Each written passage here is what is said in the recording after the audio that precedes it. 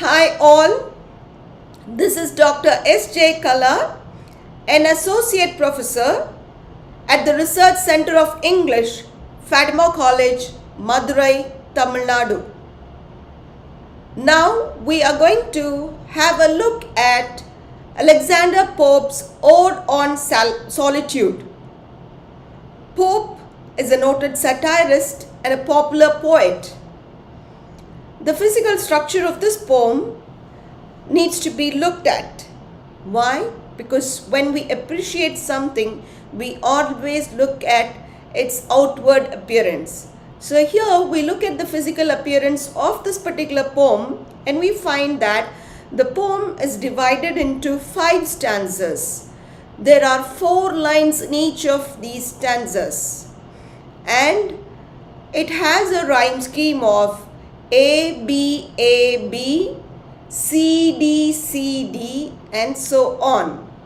So the first stanza goes this way. Pope says, "Happy the man whose wish and care a few paternal acres bound, content to breathe his native air in his own ground." So it's a kind of a statement that Pope makes at the beginning of the poem.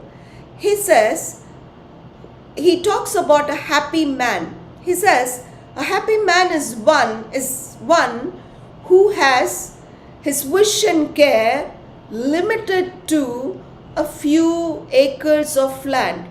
And that to what sort of a land? A land or acres of land which are paternal acres. So the word paternal, we should always understand that the poets have a criteria in their choice of words. So here, why does he use the word paternal? What does he mean by it? So he says a few paternal acres of land. So paternal, we understand that probably the poet has inherited this land or this piece of land, this acre of land or acres of land from his father.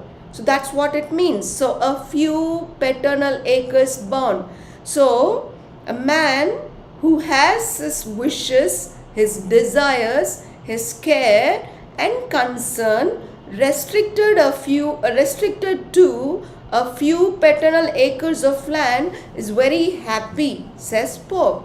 He also says a man who breathes his own native air. Native air, it's a kind of a transferred epithet.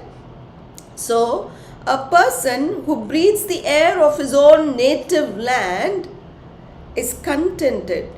He is contented. And why is he satisfied? Contented means satisfied. Why is he satisfied? He is satisfied because he is in his own ground. So, content to breathe his native air where? In his own ground. So, a person who is in his own place, in his own native land is more happy, more satisfied, more contented than a man who goes out to an alien land looking for job, looking for newer prospects. Okay? So now the second stanza goes this way. He says, whose herds with milk, whose fields with bread,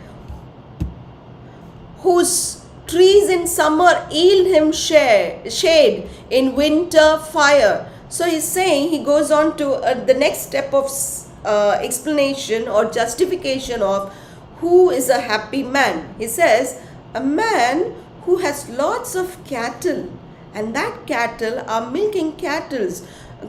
So he says, a man who has cattle or herds that will supply him with milk, a man who has long fields or large fields that will supply him with bread, and a man who has flocks of sheep that will supply him with his attire. So we all know that we get wool or woolen clothes from the sheep. Okay, so a man who gets milk from his own herds, so a man who gets bread from his own fields, a man who gets his own dress from his own flocks, and whose trees in summer yield him shade. So just visualize this picture.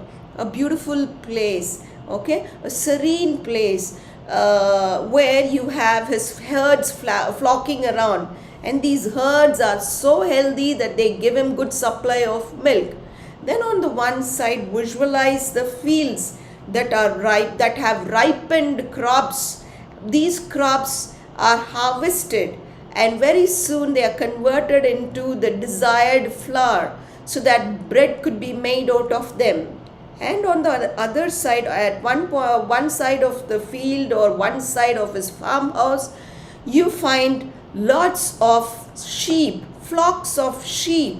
And these sheep, imagine how they are, all woolly, okay. There are lots of hair on their skins, and though they are so thick that he can make anything out of it, his own dress.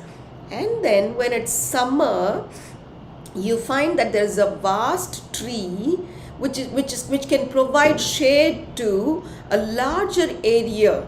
And so he says the man is happy if he gets everything at his own reach, everything at his own leisure.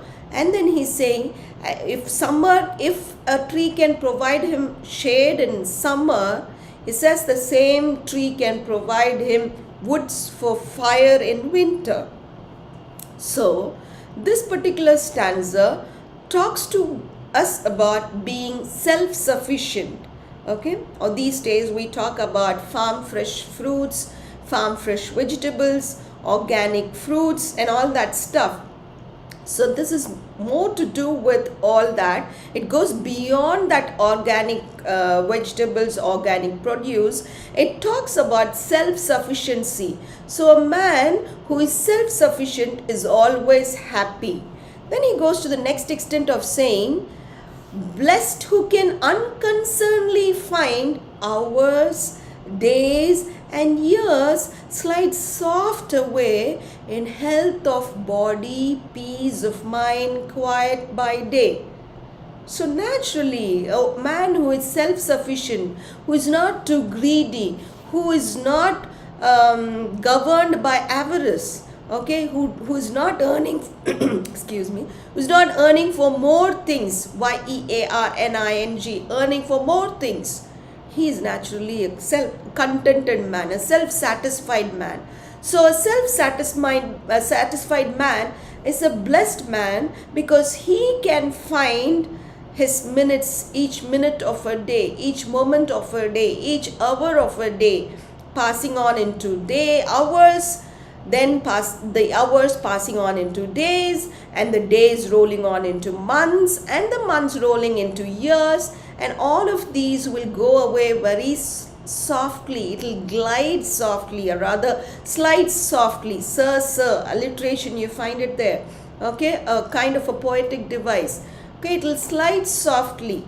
And when things go on smoothly, when things go on in a very hassle-free manner, there's naturally nothing to worry about.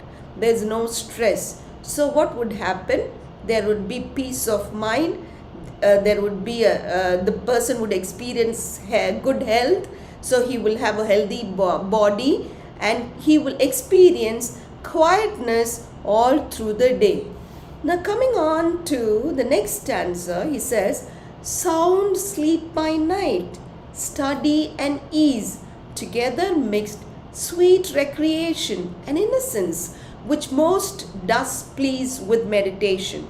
So he's saying, when a man is blessed with good health, peace of mind, and all that he desires for, what more can he ask in the night? He will have a sound sleep. Have you watched the laborers? They work hard. All through the day they work hard. They toil hard. But then when they sleep, they have a sound sleep. Unlike many of us who hardly work during the daytime. And what do? We spend most of the time before the TV, before the PlayStations, before any gamings, and then we are engaged in a very stressful manner that we hardly get sleep. But he's saying, blessed is the man who is able to sleep so well by night. Before sleeping, he just reads something. Do we do that? That's a question for us to ponder these days. To study, and how does he study? He studies it with ease. And then he's saying together, and before sleeping, he even goes in for recreation. So he relaxes.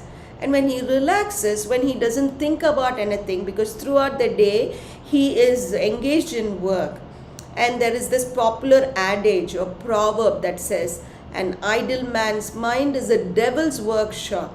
So he's not an idle man, he is a busy man, he's a hardworking man. So this hardworking man hardly has any time to think over anything. And therefore, what happens? His mind is not a devil's workshop, but it is the angel's playground. I say that. Okay. So why is so? Because he's so innocent, and therefore he's innocent and he's able to meditate very peacefully, reflect over what has happened all through the day, get into some kind of a recreation, and then sleep peacefully at night. The last stanza, the fifth one, is a kind of a concluding one. How do I say that? The very word with which it begins, it says thus. So now he says, thus let me live, unseen, unknown, thus unlamented let me die, steal from the world, and not a stone tell where I lie. So this word on a solitude, he doesn't say loneliness, solitude, being alone, okay, is he talks about what sort of a man is a happy man, and how should he be self-sufficient, what makes him blessed, what makes him sleep well at night. So all these are the 4 stanzas. Now coming on to the last one. So as long as I live, I've been living in such a pattern that I've been peaceful. But now when I die, how do I die? So he's saying, when I live, how do I want to live? I want to live unseen, unnoticed. I don't want any popularity. I don't want any fame. I don't want people to be flocking around me. I don't go for cheap pleasures. I don't go for cheap popularity. So I want to be unseen. I want to be unknown. Okay, so while I live, I want to be unseen and unknown. So I don't want anybody to see me, and I don't want anybody to know about me. I don't have that craving, because in this present world, when in the world of social media, everything is self-oriented. The status that we update, the Insta reels that we post, and all the information that we give are about us. Why do we do that? We do that so that others see us. We do that so that others get to know about what we are, who we are, where we go, what we do, what we like, what we don't like. But just let's pause for a while. Why should we do that? Why should others know what we are doing? Why should others be bothered about what we ate today? Isn't it a little too much? Probably Pope had foreseen this pathetic scenario at least 2 centuries ago, and so he's saying, let me live unseen and unknown, because that is what is a peaceful life. Let me not be bothered about others. Let me live for my own self. So when I live for my own self, I will not be bothered about who is going to mourn my loss when I die. So let me die without anyone lamenting at my death. Okay? And then he's saying, quietly, let me go away from this world, as if I would steal myself away from this world. And then he's saying, let not there be a stone. So tell me where I lie. That is to say, he's very, very specific about not to have a tomb of his own, not to have a tombstone for him, and not to have an epitaph. So he says, ultimately, he wants to just say that a man who is not bothered about others is a very happy man, and he's a blessed man, and he will be so not just in his life, but even after his death. I hope you understood. Thank you so much for your patient listening.